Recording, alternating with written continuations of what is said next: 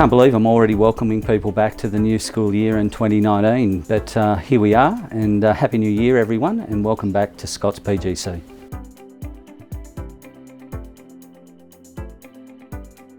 So the Scots PGC strategic plan is something I'm excited about. I think it's a wonderful document because of what it contains and the process we've gone through in developing it. I think it's really important for schools and any organisation to mark a point in time where they reflect on who they are, look at their past and learn from their past about their strengths and weaknesses, but most importantly look to the future as well. The key in education is to continue to develop and evolve. It's in fact been the last 12 months where we've reflected quite heavily on where we want to go to, and the strategic plan has had a number of stakeholders involved in its development. So every member of the college community has been able to have a say and contribute into the document that has been produced. Been wide consultation, there's been a lot of ideas that have been what I would call poured into a bucket and filtered through, and really excited that we've got a document that has been contributed to by everyone, and that's really meaningful in terms of mapping the next stages of our future. I just love being able to engage the students in my area of expertise, which is in business, and just seeing them, grasp topics that, initially they thought were really challenging, and you can help them through that process, and that light bulb moment is, for them, is one of the greatest things about being a teacher.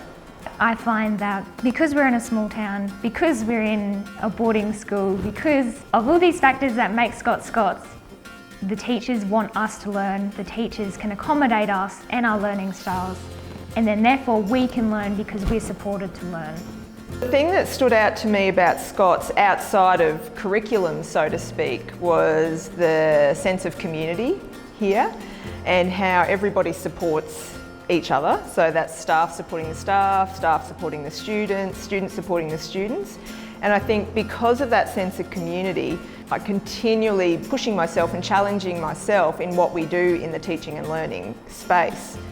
Also the diversity that the Boarders bring in, it brings in a whole other element of kinship, I think that's the right word, where everyone is family automatically. When I came here I was blown away by how lovely everyone was. I was like, I'm so glad I didn't go to another school. I'm so glad I'm at this school. Our most significant of the four pillars, I believe, is our people. We are a human organisation, and whilst we've got wonderful facilities and grounds and buildings, it's really the people that are the special component to what we do. And our people reflected in our academic staff, our admin staff, our grounds and maintenance staff, our catering staff. So there really is a broad range of people that make Scots quite unique, and I think it's very important that we focus in on developing people in order to maximise what we're able to achieve with our students. By teaching and developing our teaching staff to incorporate best practice in what they do, we're getting great educational outcomes and getting kids onto appropriate pathways for success.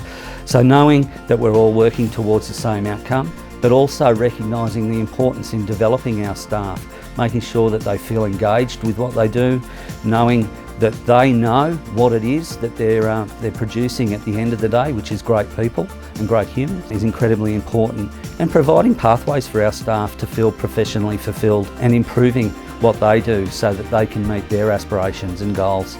So our people, I think, are essential to our success, and I'm excited that we've recognised that, and we've got plans in place so that we can continue to develop, recruit and retain outstanding staff.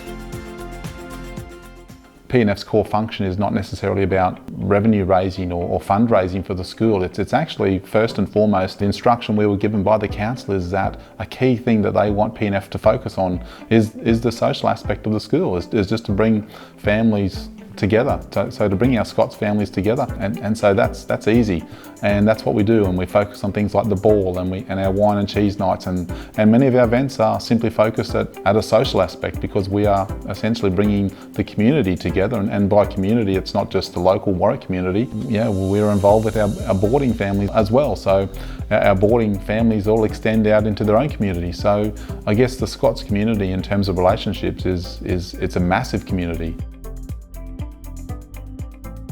To be able to fulfil a strategic plan, we're going to have to make or develop infrastructure that's suitable.